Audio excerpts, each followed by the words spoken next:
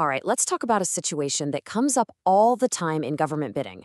Imagine you've got two companies. One's a financial giant, just swimming in cash. The other is a technical genius, super innovative, but their pockets are, well, they're totally empty. So the big question is, can they actually team up and win a massive government contract? Well, today we're diving into a really surprising rule in the new procurement law, RA 12009, that actually makes this seemingly impossible partnership a total reality. So here's how we're going to tackle this. First, we'll lay out the puzzle itself. Then, we'll get the key terms down so we're all on the same page. After that, we'll reveal the game-changing rule that solves everything. Then, we'll get into the nitty-gritty of the paperwork. And finally, we'll zoom out and see why this rule is such a big deal for projects all across the Philippines. Okay, let's jump right in with a classic scenario, one that I'm sure a lot of you have seen or even been a part of. You've got two companies, and they're both eyeing the same big government project. Together, they have the perfect mix of skills to knock it out of the park. But when you look at their bank accounts, they are polar opposites. And that leads us straight to the heart of the matter. Can a technical whiz with no cash team up with a financial heavyweight and actually win a government project? I mean, your gut instinct might be screaming, no way. But the answer might surprise you. Okay, let's put some real numbers on this. Look at Company A, our powerhouse. They have a solid 50 million peso net financial contracting capacity. That's the NFCC. They're financially sound, good to go. But then you have Company B, our expert specialist, and they're 40 million in the red. Alone, they wouldn't even get in the door. So what on earth happens when these two decide to join forces? To figure this out, we have to quickly nail down two really important terms. Just think of these as the fundamental building blocks of any government bid. Once you get these, everything else is going to click right into place. First up, what exactly is a joint venture, or JV? Now, this is way more than just a friendly handshake agreement. Under the law, it means that every single partner is on the hook, legally, for the entire contract. That means if something goes wrong, the government can go after any one of them for the full amount. It's a huge commitment. And then there's this beast, the Net Financial Contracting Capacity, or NFCC. I know that formula looks intimidating, but don't worry about it. All the NFCC really does is act like a financial health check. It answers one simple question. Does this company have enough financial horsepower to take on this new project without falling apart? Having a positive NFCC is absolutely non-negotiable.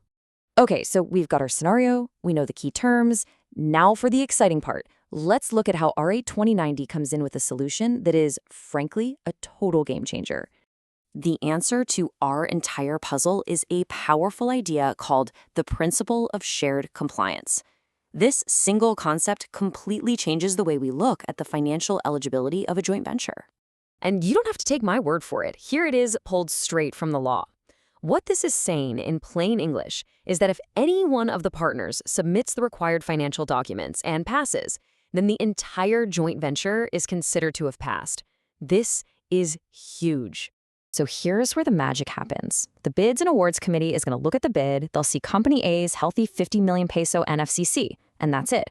Company B's negative 40 million, for the purpose of this specific check, it's completely irrelevant. It's like it's not even there. And just like that, the team is eligible to bid. So, fantastic news, they're eligible. But what about the actual paperwork?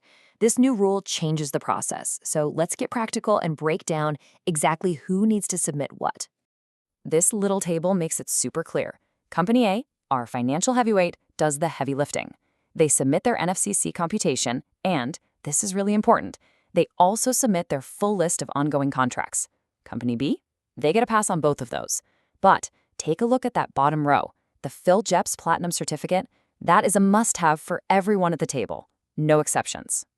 So let's just lock this in, because these details are critical. First, the NFCC and the list of ongoing contracts are a package deal. The same partner who has the financial capacity submits both. Second, every single partner in that JV needs their own valid PhilGEPS Platinum membership. It's the baseline proof that every single company involved is a legitimate, recognized business in the government system. So you might be asking, what's the big idea here? Why did the government create this rule? Well, it's not just about making the paperwork a little bit easier.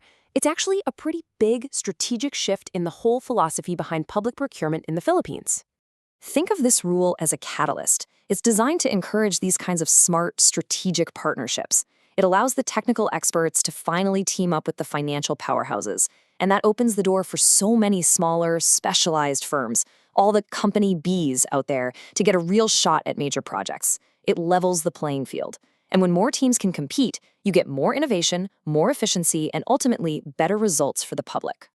At the end of the day, it's a really smart policy. It shifts the focus away from just picking the company with the deepest pockets. Instead, it's about building the best possible team for the job by combining different kinds of strengths to create something much more powerful. So, I'll leave you with a final thought to chew on.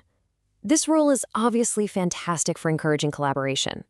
But does it strike that perfect balance between making it easier to form these powerhouse teams and ensuring that every single partner remains 100% accountable for the project's success?